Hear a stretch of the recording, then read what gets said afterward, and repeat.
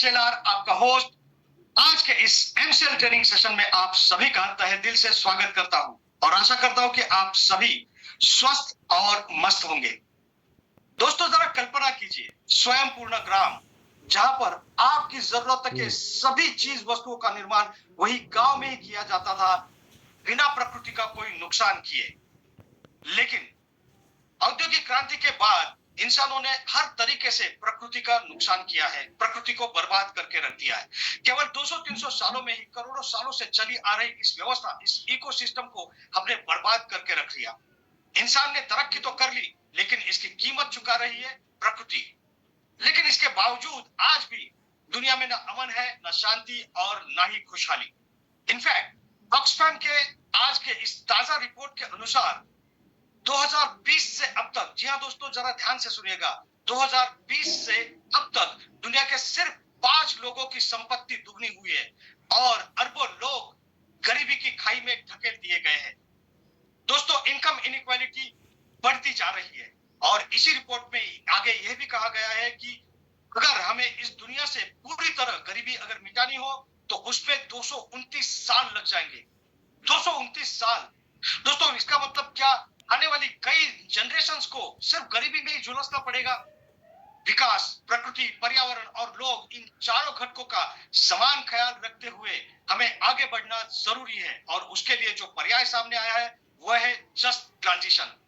जी दोस्तों, just transition का मतलब है अर्थव्यवस्था को इस तरह से हरा भरा बनाना जो संबंधित लोगों के लिए अच्छे काम के अवसर पैदा करे और किसी को भी पीछे ना छोड़े। दोस्तों, प्रकृति का यह नियम और इसी सूत्र को हम ध्यान में रखते हुए एमसीएल इस सॉल्यूशन के ऊपर काम कर रही है। दोस्तों, प्रकृति में सभी तरह की हमारी जो जरूरतें हैं उन सभी को पूरा करने की क्षमता है। जरूरत है सिर्फ उसके साथ कदम से कदम मिला के चलने की। हमारे एमसीएनजी, एमकोल और एमसीएल कुकिंग सिस्टम, इन सभी में प्रकृति का बिना कोई नुकसान किए दुनिया के नंबर 1 के शत्रु हमारे जीवाश्म ईंधन को पर्याय देने में क्षमता है। दोस्तों, शाश्वत विकास की ओर फिर से दुनिया को लेकर जाने की क्षमता हमारे इन तीनों प्रोडक्ट्स में है। और साथ ही साथ दोस्तों, मैं ये कहते हुए मुझे अभिमान भी महसूस हो रहा है कि इससे आने वाले 200 सालों तक हमें इंतजार करने की जरूरत नहीं है दुनिया को गरीबी से मिटाने के लिए। कैसे? चलिए जानते हैं आज के इस सेशन से, जो है revolution to make India great again episode 23।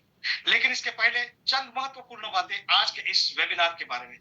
दोस्तों, यह वेबिनार एक टेलीविजन प्रसारण की तरह है जिसमें आप सभी मुझे देख और सुन सकते हैं, लेकिन मैं आपको देख नहीं सकता। आप सभी से यह नम्र निवेदन है कि कृपया अपना अपना इंटरनेट कनेक्शन चेक कर लें। अपने साथ एक पानी की बोतल, नोटपैड और पेन रखें।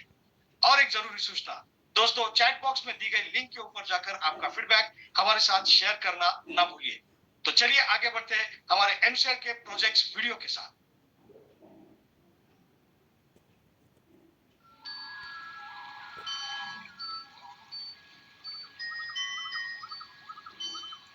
सृष्टि के निर्माण से लेकर अब तक हम इंसान विकास की एक उल्लेखनीय यात्रा कर रहे हैं। हम हमेशा नई चीजों को खोज कर, बदलती परिस्थितियों में खुद को ढाल कर दुनिया में औद्योगिक क्रांति लेकर आए।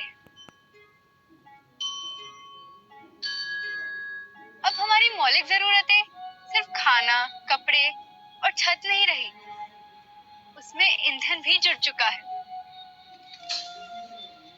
और इस ईंधन की जरूरत को पूरा करने के लिए भारत करोड़ों रुपए खर्च करके दूसरे देशों से एलपीजी आयात करता है, जबकि यही आयात की हुई एलपीजी गैस दुनिया में धमाके और आग जैसी घटनाओं का सबसे बड़ा कारण है। जान का धोखा मानकर भी जरूरतमंद जब एलपीजी खरीदने निकलता है तो एलपीजी के दाम आसमान छू रहे होते हैं। भारत में लगभग 43% घरों में खाना बनाने के लिए साफ ईंधन भी नहीं मिलता और इस आंकड़े में 75% घर गांव और छोटे शहर के हैं। इसलिए जरूरतमंद प्रकृति का सहारा लेते हैं, लकड़ी का इस्तेमाल ईंधन के रूप में करते हैं। पर लकड़ी का इस्तेमाल करके खाना बनाने वाली हमारी माँ और बहन उस लकड़ी के हानिकारक धुएं का शिकार बन जाती है। उन्हें आंखों में खिंचाव, श्वसन समस्याएं, दमा और फेफड़ों के संक्रमण जैसी बीमारियों का सामना करना पड़ता है। हमारी माँ ने भी इन सारी परेशानियों का डट के सामना किया है और इन बीमारियों से लड़ते देखना हमारे लिए भी बहुत मुश्किल था।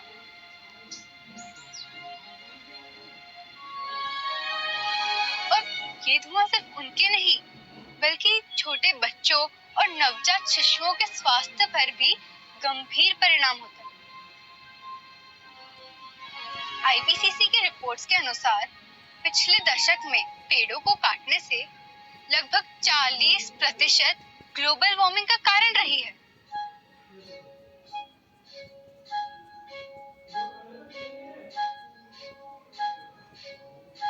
पर्यावरण और मानवीय जीवन का ये बुरा हाल हम देख नहीं सके, इसलिए हमने पर्यावरण को बचाने के लिए नैसर्गिक तरीके से एक नया मानवीय आविष्कार बनाया है, एम कुकिंग सिस्टम।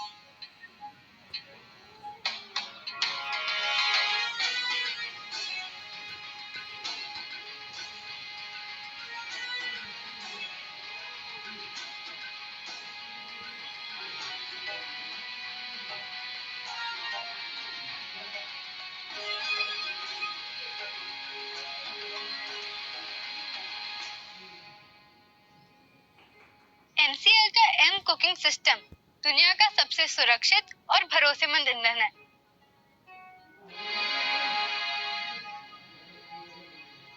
ये नेपियर घास से बनता है। नेपियर घास को काट कर नैसर्गिक तरीके से सुखाने के बाद इसे एक नया आकार दिया जाता है।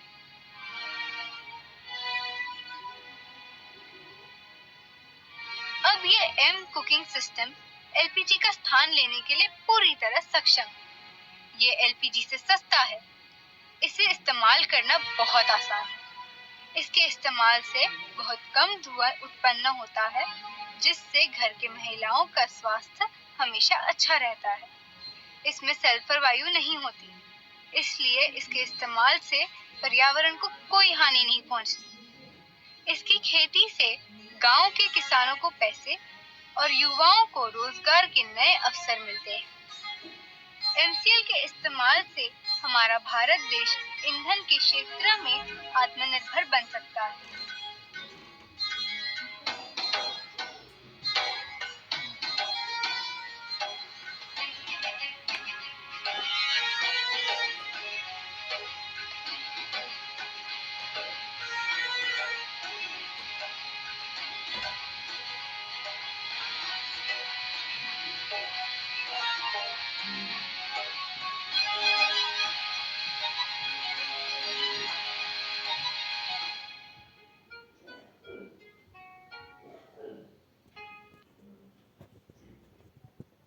दोस्तों, अब मैं एमसीएल विजन, मिशन और कोर वैल्यूज पढ़ूंगा। आप सभी से ये गुजारिश है कि आप इसे मेरे साथ दोहराएं, जिसके लिए आप सभी के सामने एक स्क्रीन शेयर की जाएगी।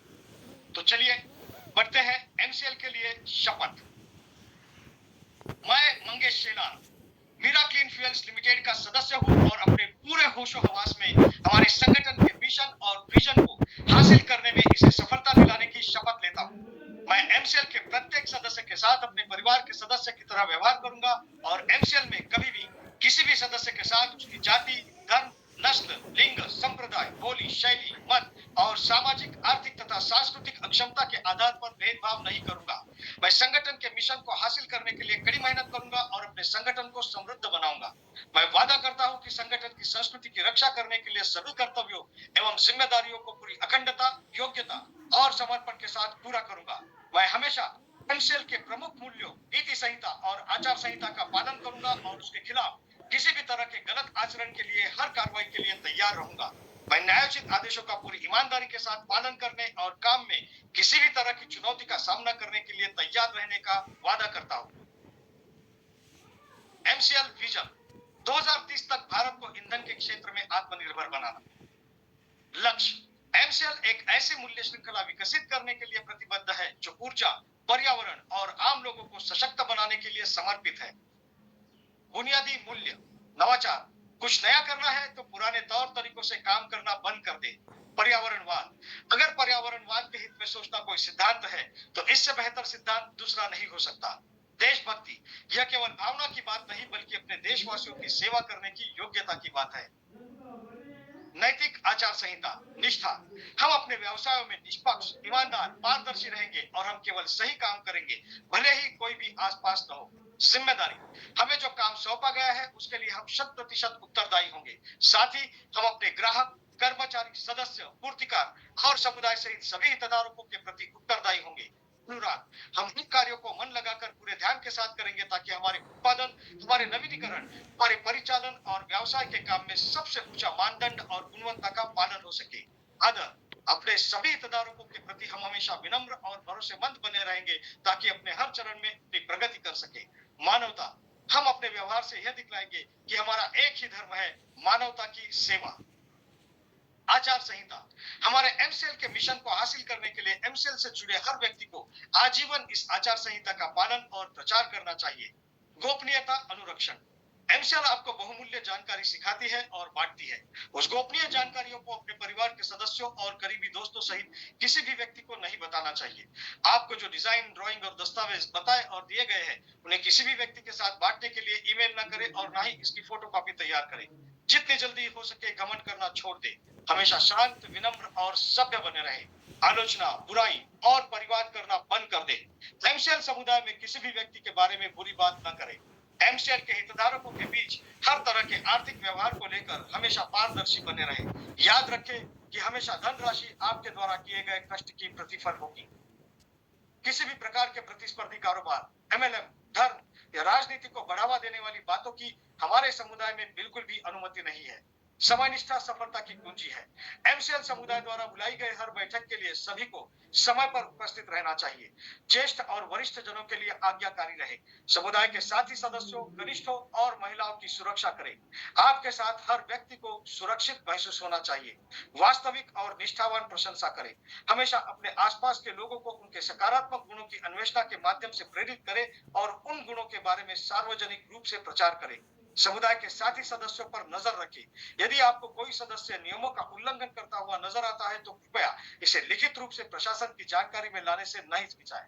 उल्लंघन करने वालों को सख्ती से दंडित, निलंबित, निष्कासित किया जाएगा।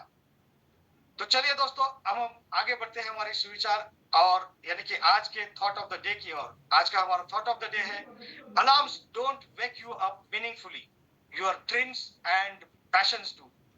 इसका मतलब है, सार्थक रूप से आपको अलार्म नहीं जगाते बल्कि जगाते हैं आपके सपने और आपका जुनून।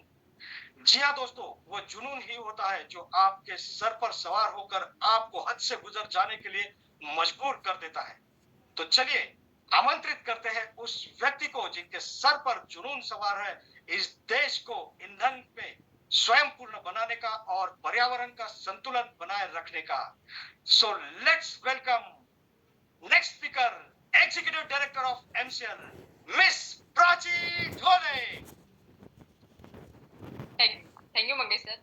नमस्कार, एमसीएल परिवार में एक बार फिर से मैं आप सबका स्वागत करती हूँ। और चलिए हम बढ़ते हैं आज के वेबिनार सेशन की ओर। तो आज की जो कहानी है वो कहानी है हेलमेट मैन ऑफ इंडिया।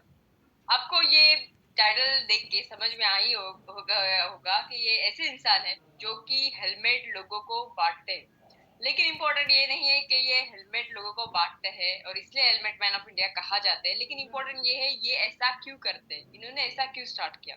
तो आज से लगभग 10 साल पहले ये दिल्ली में जो थे अपने इनके परम मित्र थे जिनके साथ में वो पढ़ाई कर रहे थे। ये लॉयर की पढ़ाई कर रहे थे, वो इंजीनियरिंग की पढ़ाई कर रहे थे। एक बार किसी काम के लिए ये कलकत्ता गए और कलकत्ता गए तब उनको एक हॉस्पिटल से फोन आया कि उनके अभी मित्र नहीं रहे, उनके एक्सीडेंट में मृत्यु हो गई है। ये जानने के बाद में इमीडिएटली वो अस्पताल में है। आने के बाद में उनको ये पता चला कि वो जब बाइक चला रहे थे और घर पे रिटर्न आ रहे थे तब उनका एक्सीडेंट हुआ। एक्सीडेंट जब हुआ तब लगभग 1-2 घंटे के बाद में उनको अस्पताल में लेके लेके लेके गए, और लेके जाने के बाद में जब उनका जो है डेथ डिक्लेयर हुआ, तब बाकी के जो आजू-बाजू लोग थे वो ये कहने लगे कि शायद सरकार की गलती है, उन्होंने अच्छे से रास्ते बनाने चाहिए, सिग्नल्स बनाने चाहिए। कुछ लोगों का कहना था कि नहीं, जो दूसरे ड्राइवर्स है वो अच्छे तरीके से नहीं चलाते, ट्रक ड्राइवर, बस ड्राइवर, उनकी ये गलती है। लेकिन जो डॉक्टर है, डॉक्टर ने उनको ये बोला कि पूरे इनके शरीर पे कहीं पे भी लगा नहीं है, सिर्फ इनके दिमाग पे लगा है। अगर ये हेलमेट पहनते तो ये शायद आज जिंदा होते। ये उनका एक सेंटेंस सुन के इन्होंने डिसाइड किया कि भले ही मेरी दोस्त की मौत इस हेलमेट की वजह से हुई, लेकिन मैं आज ऐसा डिसाइड करता हूँ कि भारत में किसी भी युवा, किसी भी व्यक्ति की मृत्यु कभी भी विदाउट हेलमेट की वजह से नहीं होनी चाहिए।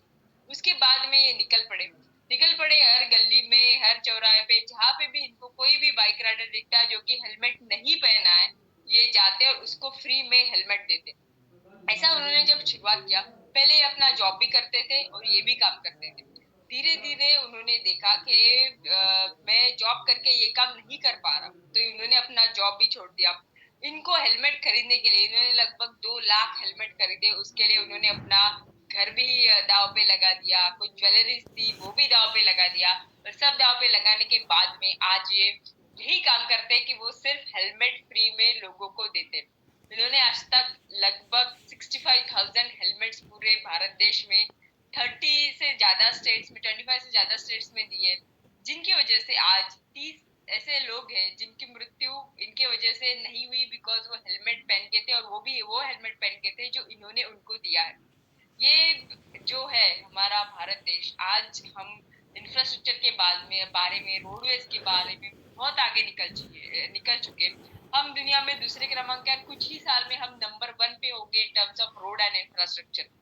लेकिन उसी के साथ में भारत ऐसा देश है जहाँ पे सबसे ज्यादा एक्सीडेंट्स होते हैं और सबसे ज्यादा मृत्यु भी होती है, और उसमें से 1.5 लाख लोगों की मृत्यु जो है वो सालाना सिर्फ ये एक्सीडेंट्स की वजह से होते हैं। हम कैलकुलेट करें तो दिन में 500 लोगों की मृत्यु सिर्फ एक्सीडेंट की वजह से होती है, जिसमें अगर हम कुछ सावधानी बरते तो शायद हम ऐसे, जो एक जब भी एक्सीडेंट होता है तो एक इंसान नहीं, उसकी पूरी फैमिली डिस्टर्ब होती है। और ये जो हमारे हेलमेट मैन ऑफ इंडिया है, इनको सरकार ने भी बहुत सहारा है। उसके बाद में इनको प्राइड ऑफ एशिया भी बुलाया जाता है, और अभी इनको यूनाइटेड नेशंस ने भी एड्रेस करने के लिए बुलाया। ये थी कहानी आज के हेलमेट मैन ऑफ इंडिया की। एमसीएल भी यही चाहता है कि हर एक एरिया में, हर एक गांव में, हर एक तालुका में एक ऐसा इंसान हो जो कि उस तालुका का हीरो कहा जाए। हीरो बनने के लिए हम अगर ये सोचते हैं 1-2 साल काफी है, तो ऐसा नहीं, शायद पूरी जिंदगी लग जाए आपको हीरो बनने के लिए। और ऐसे ही इंसान एमसीएल ढूंढते हैं जिनको एमसीएल सस्टेनेबल हीरो बुलाया जाएगा। चलिए अभी बुलाते हैं ऐसे इंसान को जिनको अगर ये पूछा जाए कि उनके जिंदगी का मोड़ क्या है जिसकी वजह से उन्होंने एमसीएल ये कंपनी स्थापन की और ये विजन मिशन लिया। वो शायद एकदम सिंपल है, वो ये चाहते कि हर एक इंसान हकदार है जो भारत देश में रहता है, वो ये कहने के लिए कि भारत देश दुनिया की नंबर 1 इकोनॉमी है और मैं इस इकोनॉमी का एक पार्ट हूँ। ऐसे ही हमारे एमसीएल के MD and CEO doctor Shyam gulab sir. Thank you.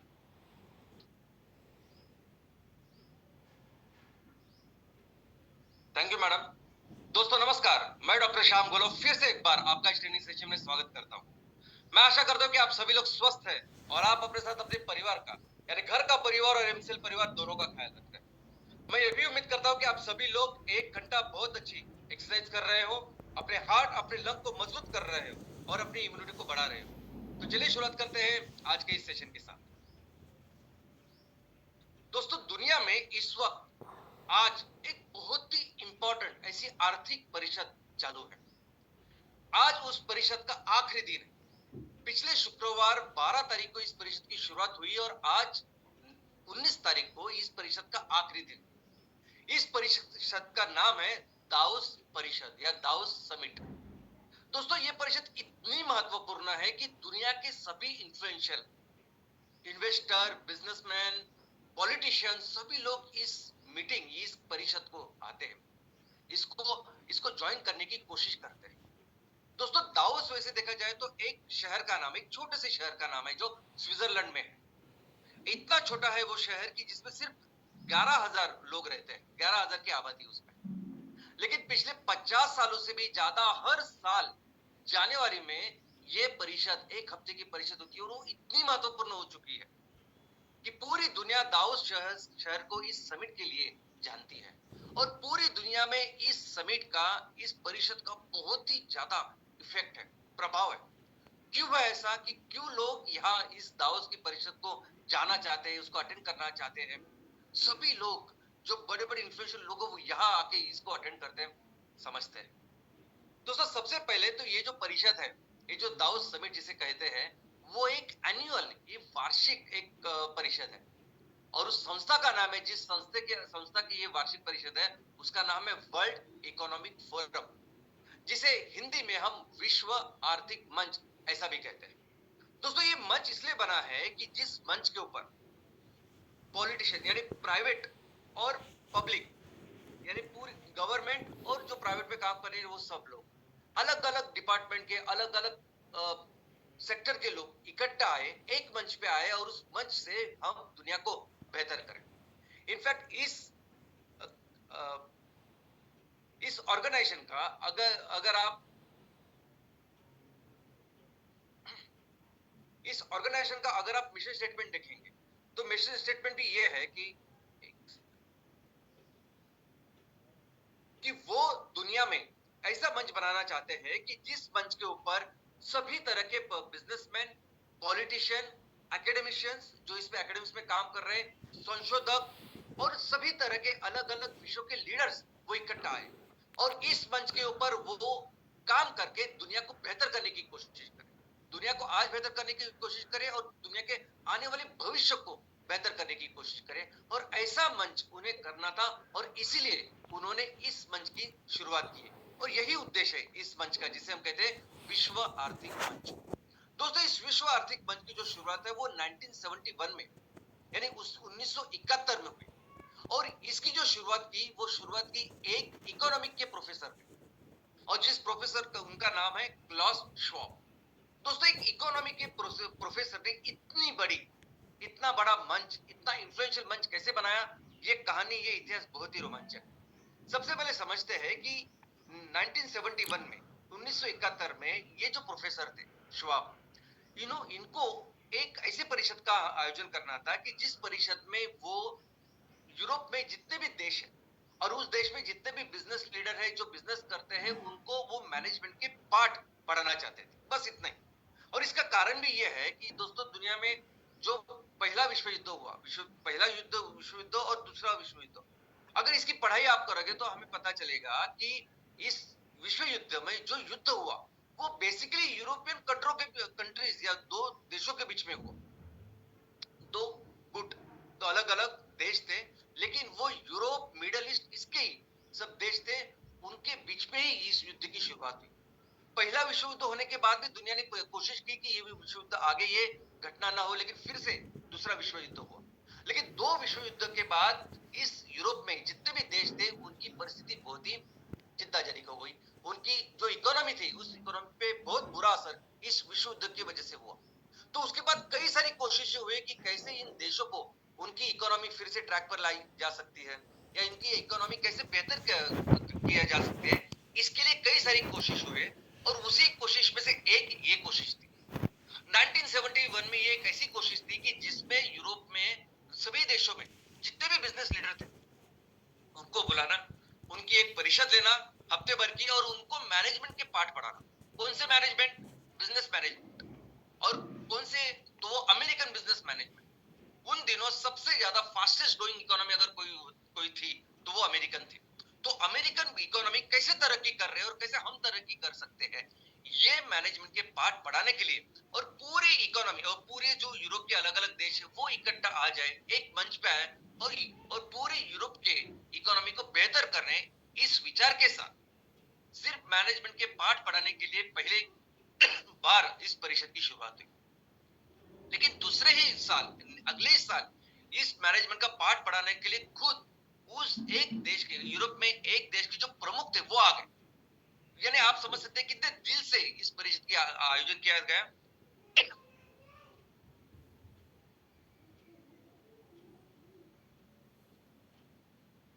और किस तरीके से ये सभी लोग इन्वॉल्व होकर काम कर रहे थे। तो वो एक राष्ट्र के प्रमुख आते हैं और बिजनेस लीडर्स को बताने की कोशिश करते हैं कि कैसे मैनेजमेंट होना चाहिए। लेकिन अगले ही साल क्या हुआ कि सिर्फ मैनेजमेंट के पार्ट ही नहीं, तो अभी दुनिया में या यूरोप में जो सोशल और इकोनॉमिक इश्यूज थे, जो सामाजिक आर्थिक अलग अलग चीजें थी, जो जरूरी थी डिस्कस करना, जो जरूरी थी उसके ऊपर हल निकालना, इसके ऊपर डिस्कशन हुआ और बहुत ही प्रभावी, बहुत ही इंपॉर्टेंट ऐसी वो परिषद हुई। फिर 1974 में पहली बार इस परिषद ने यूरोप में जो अलग अलग पॉलिटिशियंस थे, जो राज कर रहे थे, उनको बुलाए, क्योंकि अगर यूरोप की परिस्थिति बेहतर करनी थी तो उनको लगा कि ये जरूरी है कि उनका भी पार्टिसिपेशन हो। तो कहीं ना कहीं ये पब्लिक प्राइवेट पार्टनरशिप एक साथ हो जाए और इसको बेहतर बनाए इकोनॉमी को आगे लेके जाए।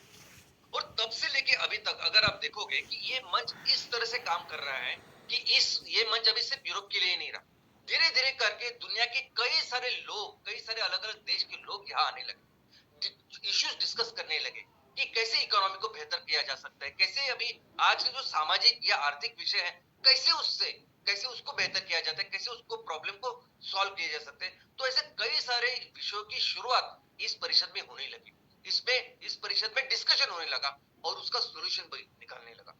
सिर्फ इतना ही नहीं, कुछ देश के लोग, देश के प्रमुख या इंपॉर्टेंट लोग, वो इस मंच पे आके अपने देश की कुछ चीजें या ऑब्जेक्टिव या जो कुछ करना चाहते वो इस मंच पे रखने लगे।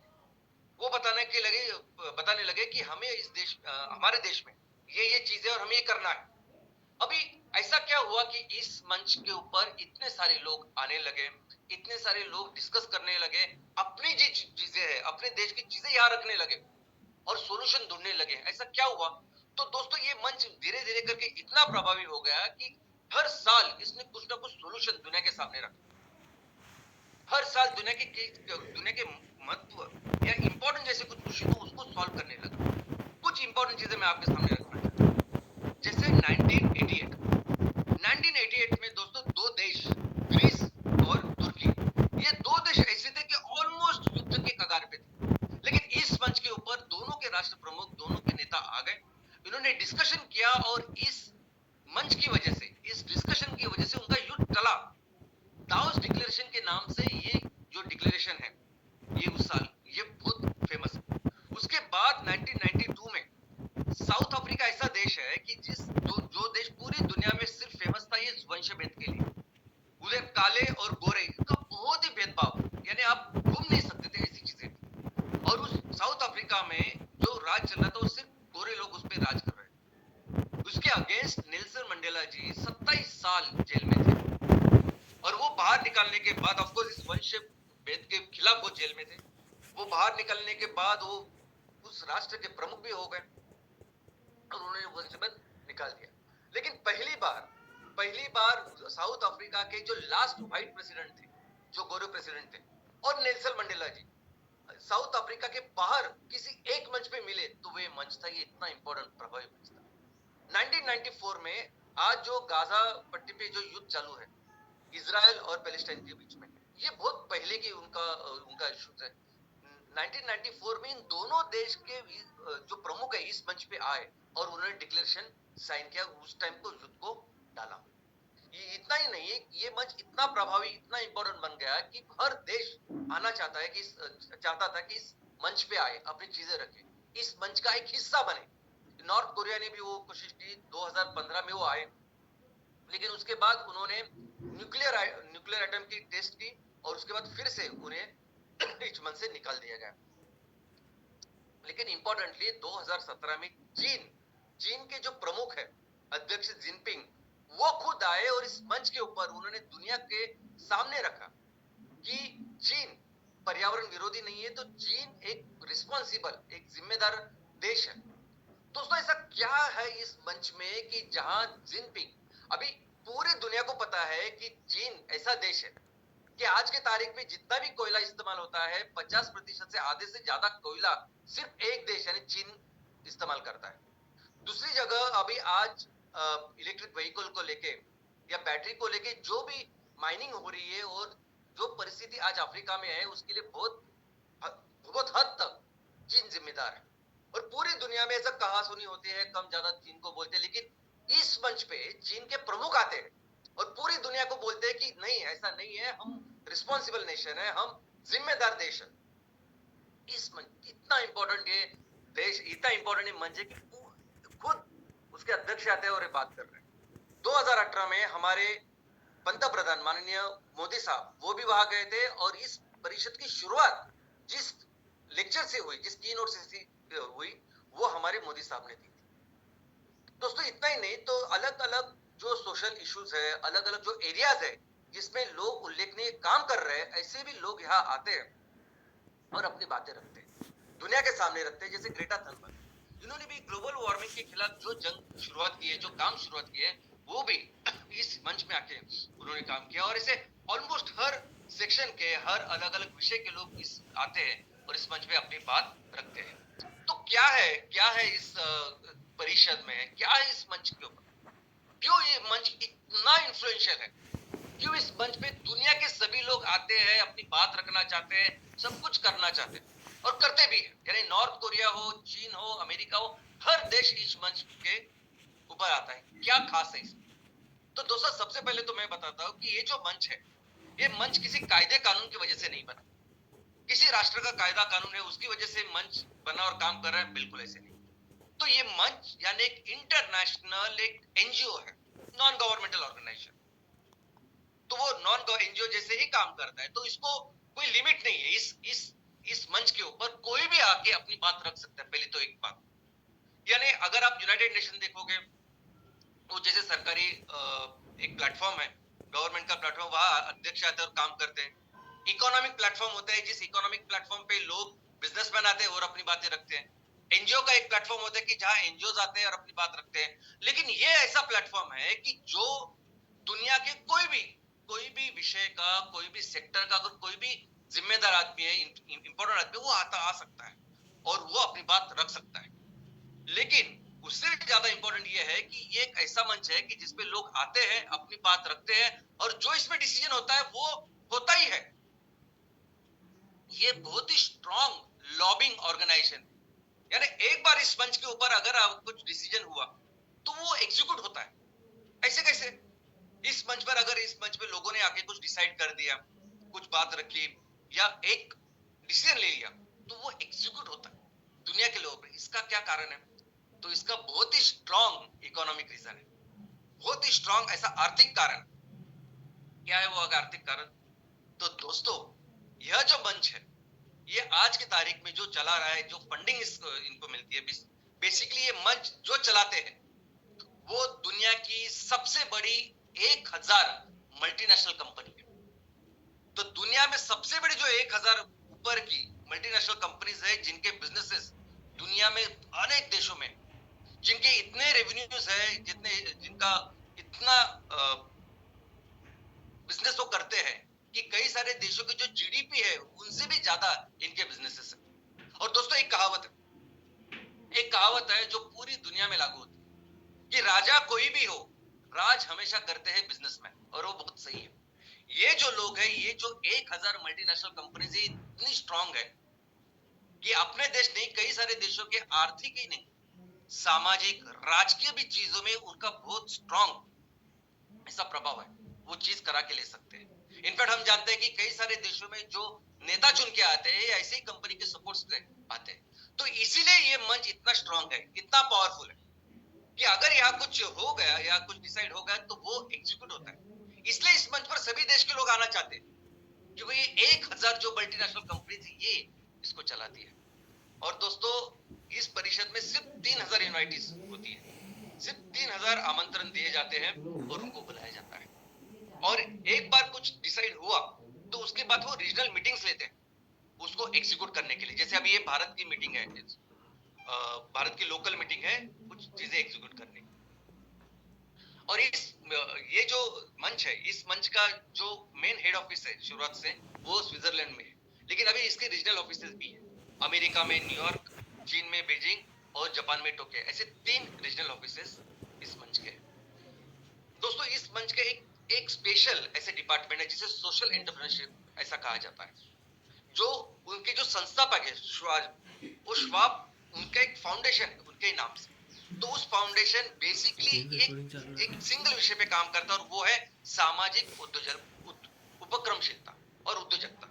यानी सामाजिक विषय में अगर आप कुछ काम कर रहे हैं, अच्छा काम कर रहे हैं, तो आप अपनी बातें इस मंच पर रख सकते हैं और आपको फिर बहुत अच्छा सपोर्ट इस मंच से मिलता है।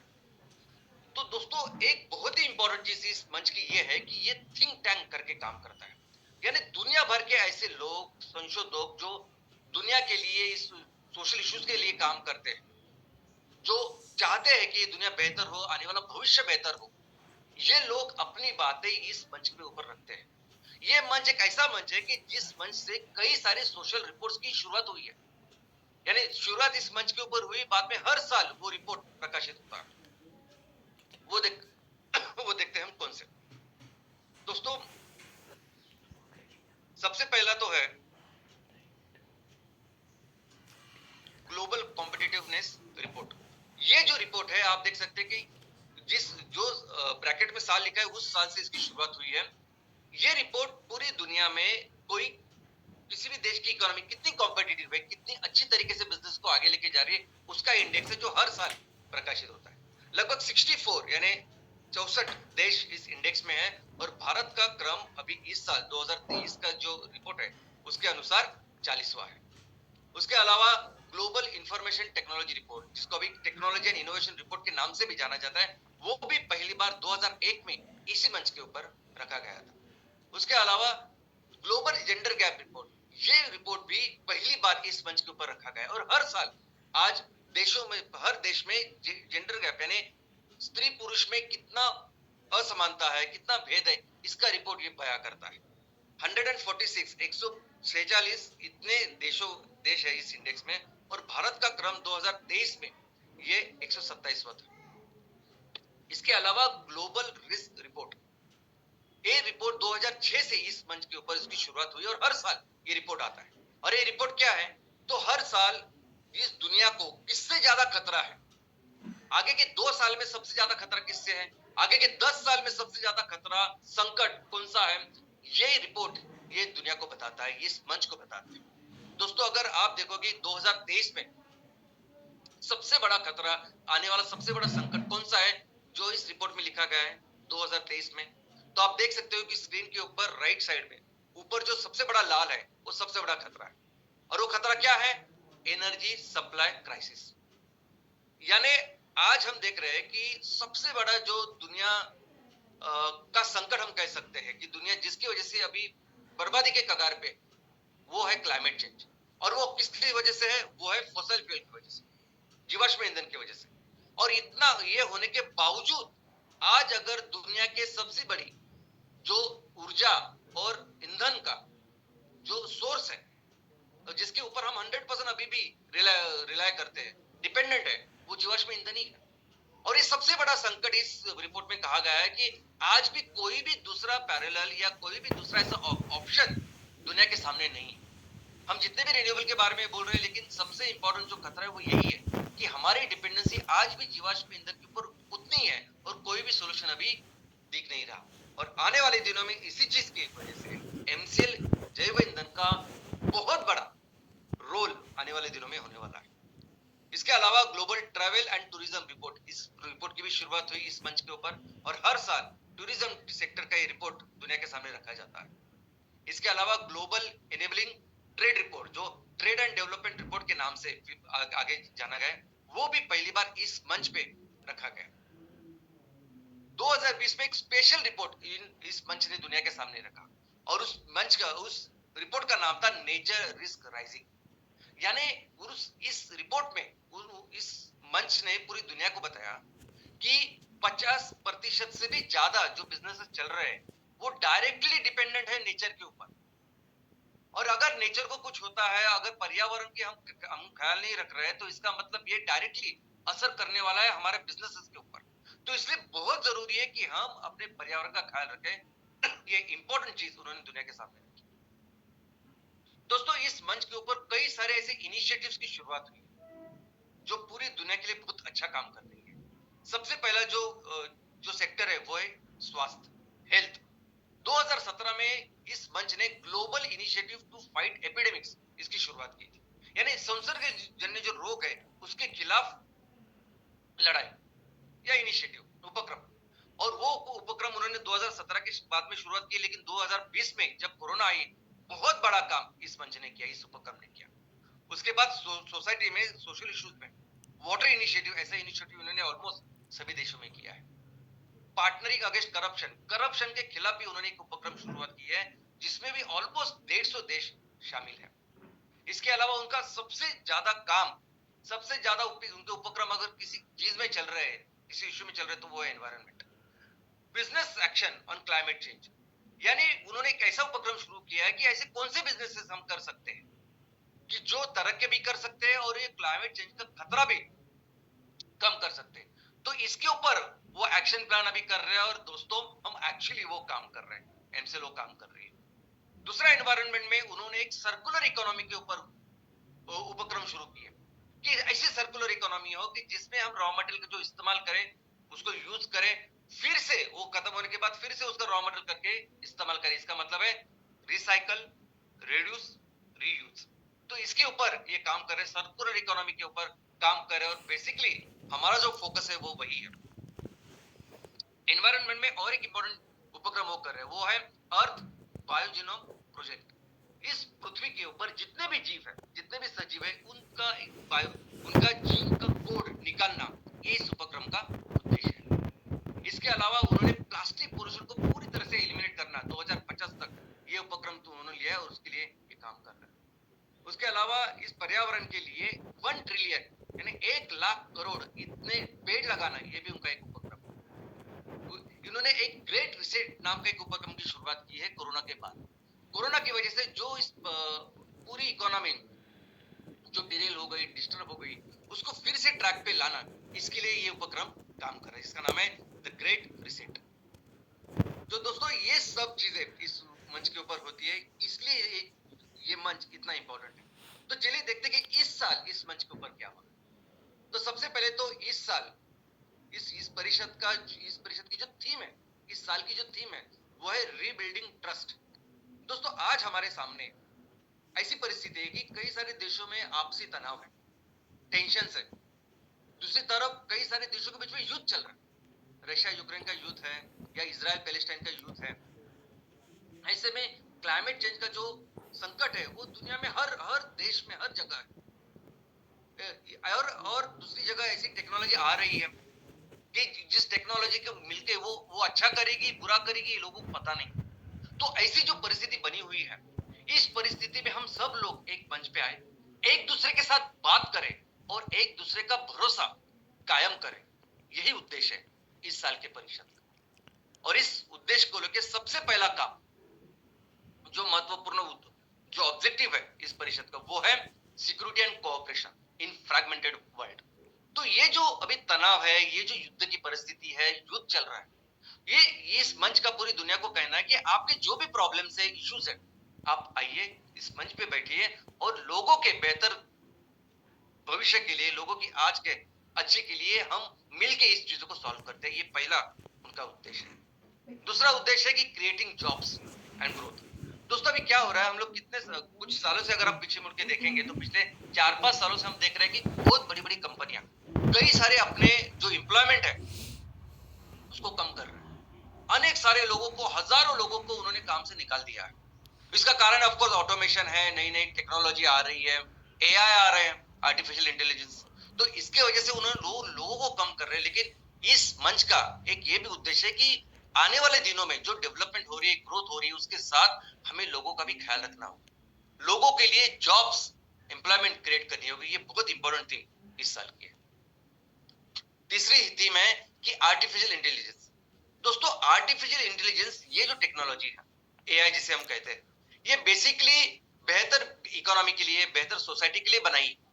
लेकिन हम देख रहे हैं कि कई सारे ऐसे लोग हैं कि जो अभी इस चीज का फायदा गलत इस्तेमाल कर रहे हैं और कर सकते हैं। तो इसलिए इस मंच के ऊपर एक बहुत ही इंपॉर्टेंट उन्होंने ये उद्देश्य रखा है कि इस चीज का जो उपयोग है वो हमेशा अच्छे के लिए हमें करना चाहिए और जो गलत चीजें हो रही है उसको रोकें। और सबसे अहम, सबसे इंपॉर्टेंट इशू इस परिषद का, यानी ऑब्जेक्टिव, लक्ष्य इस परिषद का अगर कोई है तो वह है climate, nature and energy strategy. दोस्तों पिछले सप्ताह से ये सबसे अहम सबसे इंपॉर्टेंट मुद्दा है जिसके ऊपर डिस्कशन हो रहा है, लोग काम कर रहे हैं। और क्या काम कर रहे हैं? तो पहला उनका जो उद्देश्य है वो है कि 2050 तक उनको कार्बन न्यूट्रल कंजम्पशन तैयार करना है। वो देखो अभी एक बहुत इंपॉर्टेंट चीज है कि पूरी दुनिया भी इस पे काम कर रही है कि 2050 तक हम ऐसी परिस्थिति में पहुंचे कि जहां हर कंजम्पशन कार्बन न्यूट्रल हो, यानी कंजम्पशन यानी हर चीज जो हम इस्तेमाल करते हैं, हम ईंधन का इस्तेमाल कर रहे हैं, हम कई सारी चीजें जो पहनते हैं या इस्तेमाल करते हैं, खाना खाते हैं, हर चीज कार्बन न्यूट्रल हो। इसका मतलब अगर सिर्फ ईंधन के बारे में अगर आप देखोगे तो एक तरह से ईंधन तैयार होने के बाद जितना भी कार्बन डाइऑक्साइड हम पर्यावरण में डाल रहे हैं उतना कार्बन डाइऑक्साइड आना चाहिए। ये इसको हम कहते हैं कार्बन न्यूट्रलिटी। और ये कार्बन न्यूट्रलिटी उन्हें कायम करनी है 2050 तक। कैसे करें? और बात सिर्फ ईंधन की नहीं है, बात ईंधन की नहीं है, बात बाकी की चीजों की भी है। हम देख रहे हैं कि फॉसिल फ्यूल से जितना पोल्यूशन होता है उसके दूसरे क्रमांक दूसरे स्थान पे है कपड़े, टेक्सटाइल।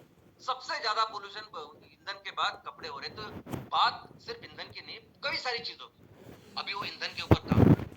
तो क्या कोई सोल्यूशन ही नहीं नजर आ रहा है। और दोस्तों ऐसे दिनों में सिर्फ एक ही सोल्यूशन है जो आने वाले दिनों में पूरी दुनिया उसके ऊपर जाने वाली है, और वो ही है, वो है हमारा बायोफ्यूल्स, एमसीएल बायोफ्यूल्स। दोस्तों ये जो नेपियर ग्रास है ना, ये एक्चुअली ओनली सॉल्यूशन है जो कार्बन न्यूट्रल इकोनॉमी की तरफ दुनिया को लेके जाएगा। ये वो ग्रास, ये जो वनस्पति है, जिस वनस्पति से जब हम ईंधन तैयार करेंगे, जब उसको जलाएंगे, उस जलाने के बाद जो भी हवा, जो भी कार्बन डाइऑक्साइड तैयार होगा, ये कार्बन डाइऑक्साइड तो कंजम्पशन ले गए, लेकिन नेपियर ग्रास तो इतना सही और इतना एक वरदान के जैसा बायोमास है कि वो सिर्फ वो कार्बन डाइऑक्साइड नहीं लेगा, तो इस दुनिया में, इस पर्यावरण में जो कार्बन डाइऑक्साइड ऑलरेडी तैयार है, जो कचरा भरा हुआ है जिसकी वजह से ग्लोबल वार्मिंग हो रही है, उसको भी कम करेगा। और उसे कहते हैं कार्बन सिक्वेस्ट्रेशन। वो हवा से वो कार्बन लेगा और जमीन में गाड़ देगा। और जमीन में जब कार्बन की मात्रा बढ़ती है तो जमीन में वो और सुपेगा और फर्टाइल हो जाता है। तो इतना बेहतर ये ऑप्शन है, दूसरा कोई ऑप्शन ही नहीं है। आज रिन्यूएबल के नाम में जो भी सोलर के ऊपर काम हो रहा है, जो भी विंड के ऊपर काम हो रहा है, ये बिल्कुल कार्बन न्यूट्रल नहीं। और ये बस कुछ दिनों की बात है कि हम ये सॉल्यूशन पूरी दुनिया के सामने रखने वाले हैं।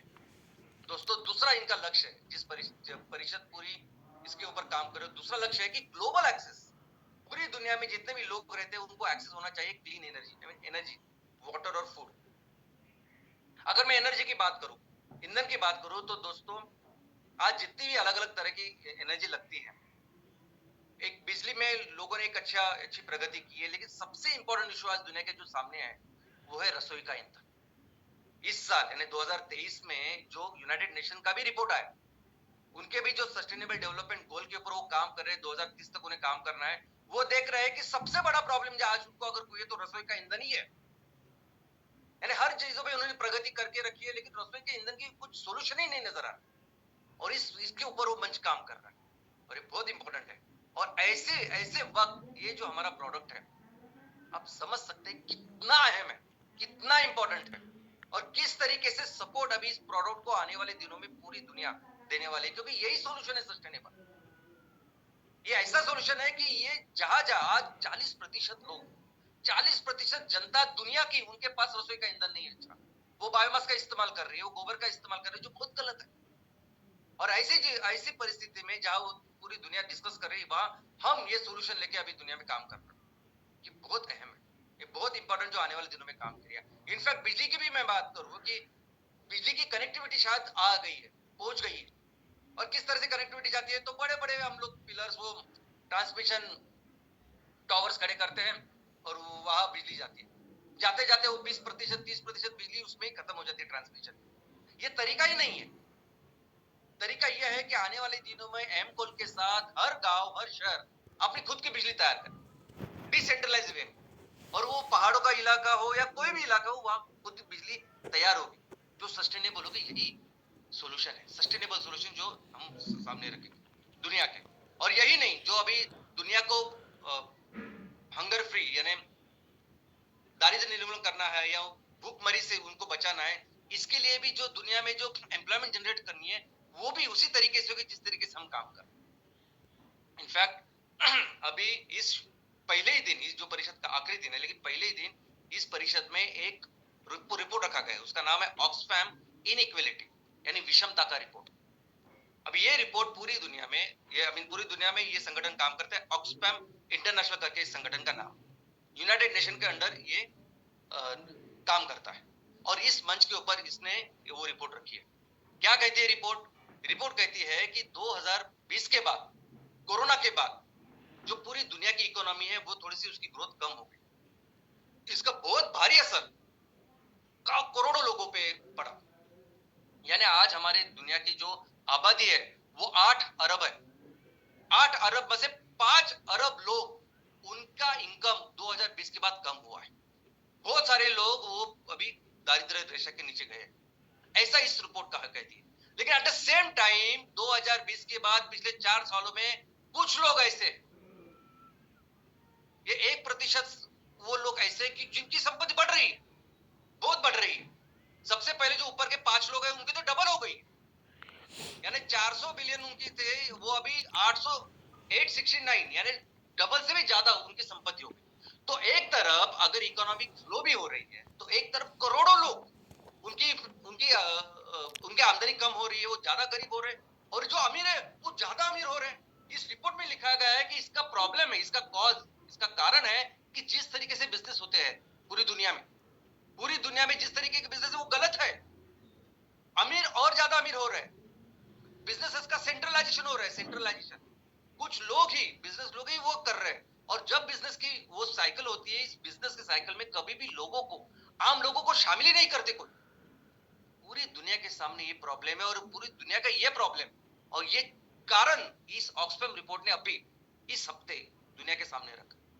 और ऐसे दिनों में, ऐसी परिस्थिति में जब हम ये काम कर रहे हैं, तो अंदाजा ही नहीं किसी को कि कितना महत्वपूर्ण है ये एक्चुअल सॉल्यूशन है। दोस्तों, पता है कि ये सब ऐसे इस तरीके से जब हम काम कर रहे हैं, हमें तकलीफ हो रही है, आपको तकलीफ हो रही है, ठीक है, इनिशियली कुछ दिनों के लिए तकलीफ होगी, ठीक है, लेकिन ये सॉल्यूशन है जो आने वाले दिनों में दुनिया के लिए बहुत इंपॉर्टेंट। अभी मुझे बताइए कि जैसे एंटरप्रेन्योर होते हैं, अभी अपनी स्टोरी लीजिए, एमसीएल की स्टोरी लीजिए आप।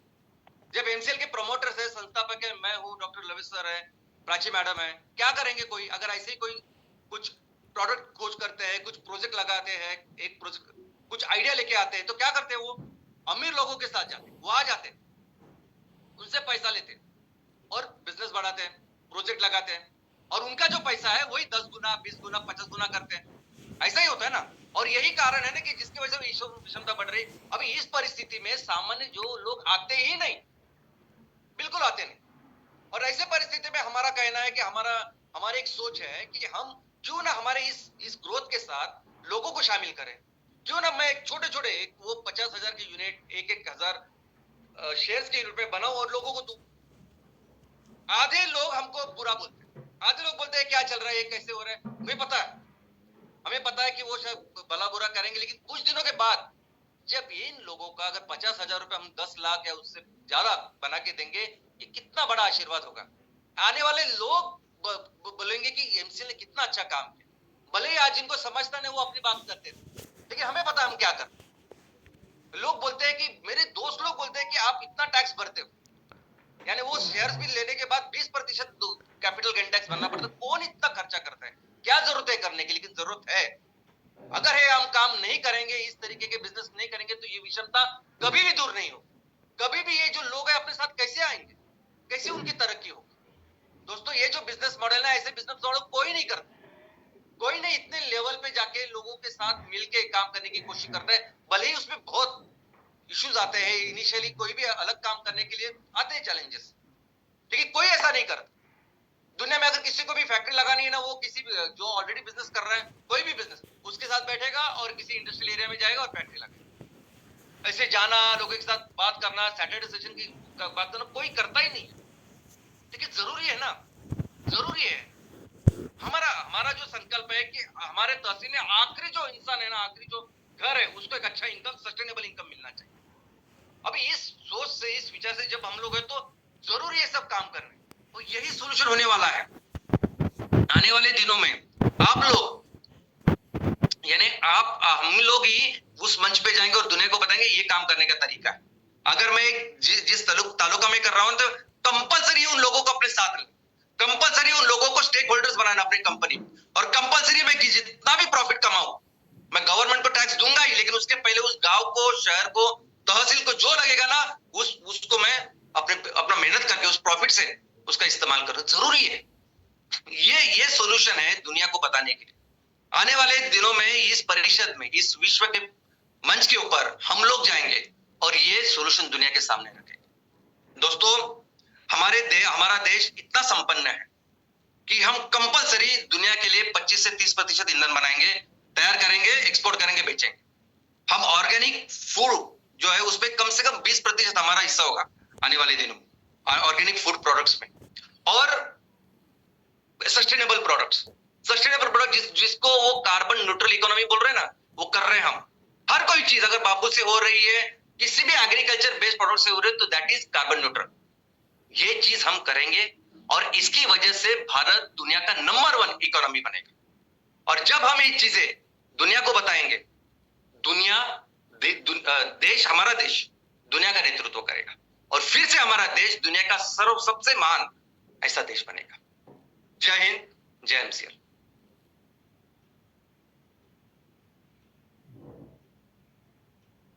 इंडिया को